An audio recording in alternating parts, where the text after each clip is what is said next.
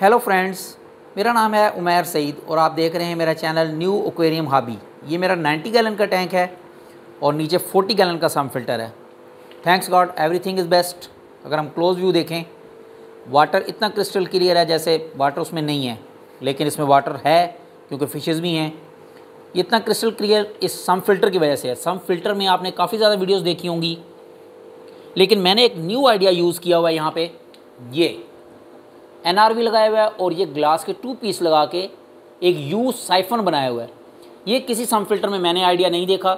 इसकी रीज़न ये है, अगर हम ये नहीं बनाएंगे 2 वीक्स में ये स्पंज जो हैं चोक हो जाएंगे, या मे बी 3 वीक्स में वेस्ट की वजह से।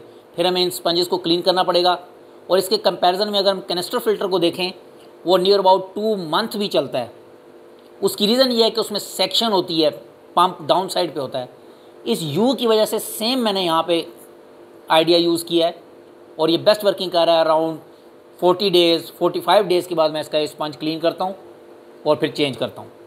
इसकी डिटेल मेरे यूट्यूब चैनल पे देखी जा सकती है, सम फिल्टर न्यू डिज़ाइन या some filter new idea. I hope वो किसी की ज़रूर हेल्प करेगा, उससे बेनिफिट होगा।